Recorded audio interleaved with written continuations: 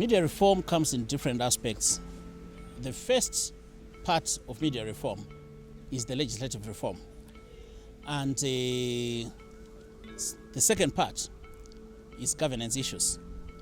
The third part is cultural reform and expansions within the media. I will start with issues of legislative reform.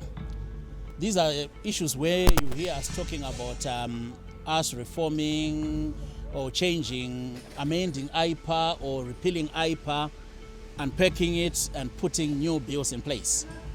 We are advanced. There has been a lot of delays, but we are advanced in that cause. We have 2 bills already that are before Parliament. They are going to second reading. They were supposed to be debated, one of them at the very least, on yesterday. But it wasn't debated because after issues had been raised by the stakeholders in the outreach meetings and so forth, the Minister of Justice wanted to know our position on each and every matter. And the good news is that our position on most of the matters, we had already reached a point of understanding. We had found each other with our stakeholders on those matters. But each and every time I'm talking, you hear me saying stakeholders. That speaks to the inclusive approach we took when doing our legislative reform. Every step of the way, we worked with our stakeholders.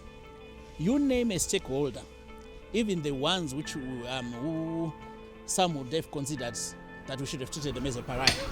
No, we worked with them. We worked with Zakas, we worked with MISA, we worked with voluntary media, Council of Zimbabwe. You name a stakeholder, they were invited to make an input. So we got the 2 bills, which we now decided that only 2 bills will repeal IPA, not 3. The third one is the right one that gives protection rather than a right. It gives protection based on Section 57 of the Constitution, the right to privacy. This one, it speaks to different issues which are, some of which are contained in the Data Protection Act, which is coming from ICT. The other one, which speaks to our need to protect privacy. So you see, there are too many overlapping issues. So there is a technical execution that needs to happen to say which issues stand where.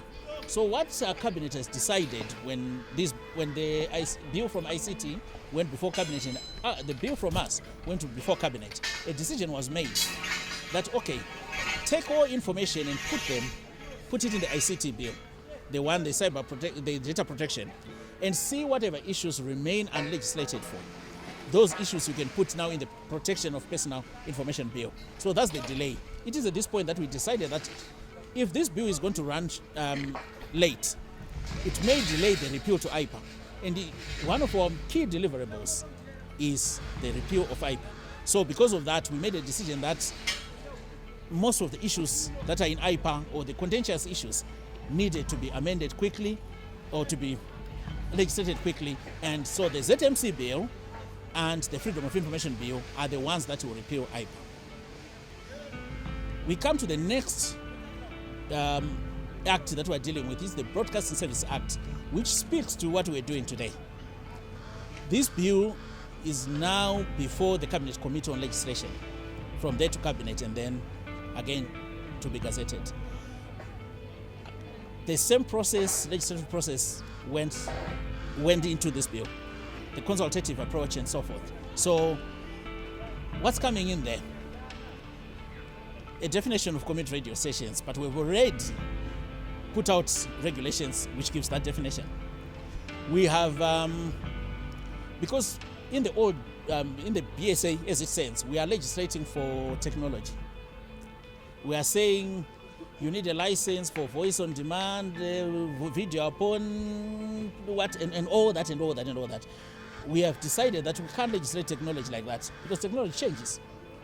And what do we do? The bill will be obsolete, or the act will be obsolete in a few years if technology changes.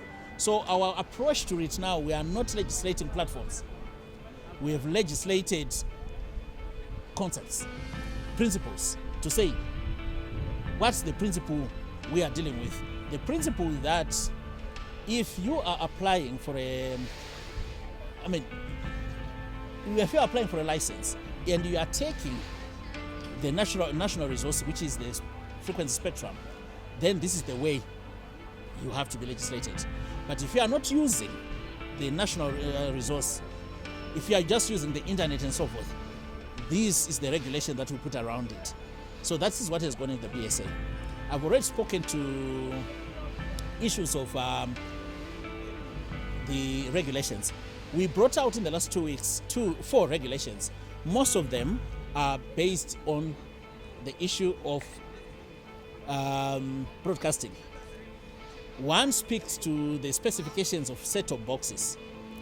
It may interest you, colleagues, to know that why we were not letting people enjoy the digital dividend, if I may call it, or the digital television as of now, because we already invested a lot in digitalization, but still people are not enjoying. Some of the technology were constructed in 2015. By now, some of it is going out of fashion. Now, our approach in the new dispensation is that people should start enjoying TV, digital TV now. Even though we haven't covered the whole country, but those whose places or areas have been covered, they should start enjoying that now. This is one of the regulations that came out, where we are actually giving specifications to suppliers of set-top boxes, that if you want to enjoy ZBC on digital, these are the type of set-top boxes we expect in Zimbabwe. The reason why we felt that we needed regulations and intervention is to protect Zimbabweans from unscrupulous traders and so forth. Because what we didn't want is a situation that has happened before, where people were going to South Africa, buying a television, comes into this country, doesn't work. The customer is already bought. Now we need, as a government, to protect the Zimbabwean consumer. So we have specified the type of set-top box that has to be in this country that can operate on our televisions, so that people can enjoy digital television. As you may have read, that our digitalization has gone, we are 38.4% digitalization. So I'm saying 38% of the population that can receive that digital TV, let them. Very few countries have 100% digital coverage. So it's a journey which may take long to reach a destination. So there's no point to wait for until we're 100%. But we are still going to make an effort. We're going to change this year our funding mechanism, where we do not particularly rely on Treasury to fund our digitalization process.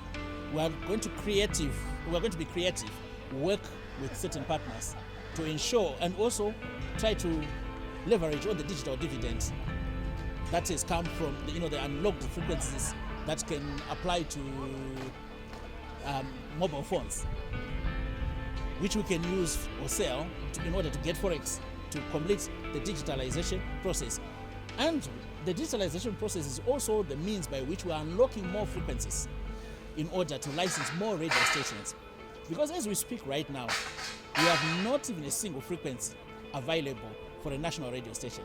So if you were to come to BAS today, to the Broadcasting Authority, and say, oh, I want to start a sports channel on radio, and it's a sports talk show, we can't help you as a government, because there's no frequency, whether we like it or not. Even if in principle we agree with the concept, we can't.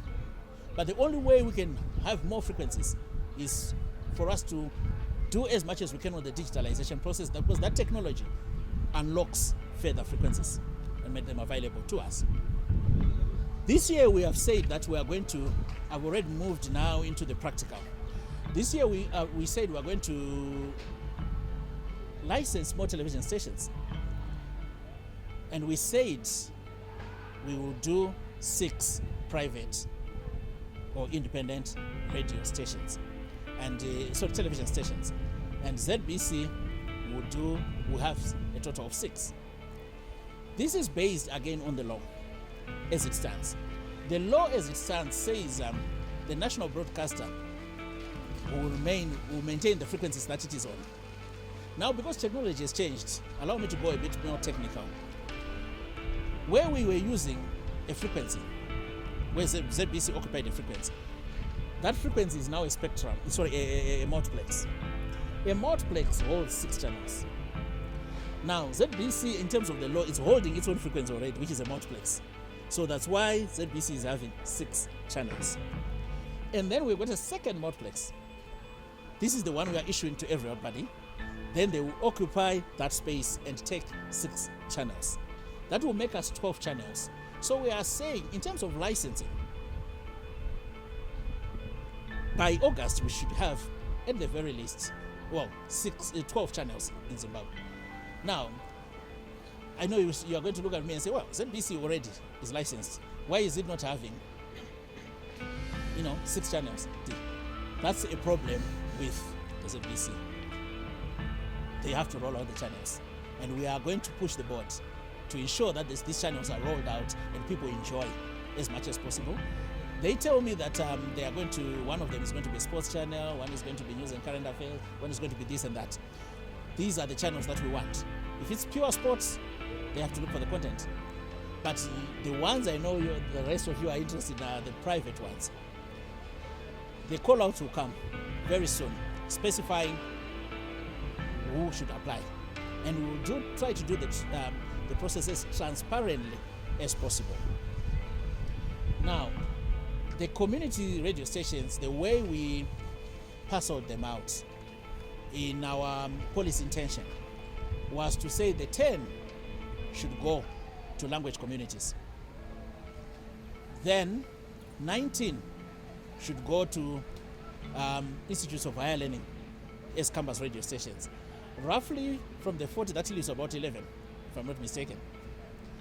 Of the 11, our priority are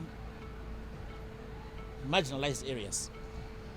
They may not be a language, a specific language, so they don't fit into that little definition, but the area is still marginalized. So let's say we have given the Tonga community station to Binga, but if you go to Bumi Hills, it's still a marginalized area.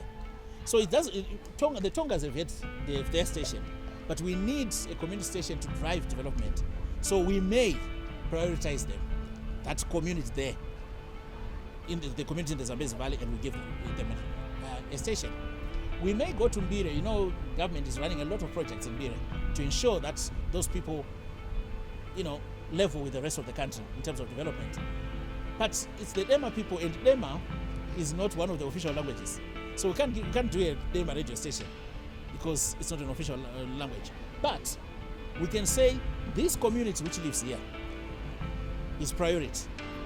So if they apply for a license, we'll give those. Only after we have dealt with these marginalized areas, hitherto unserviced areas, can we look now and say, okay, somebody's applying for a license from Harare. We may give them a Glenview community license. But in terms of our policy priorities, it's the formerly marginalized areas. Those are the ones we are focusing on.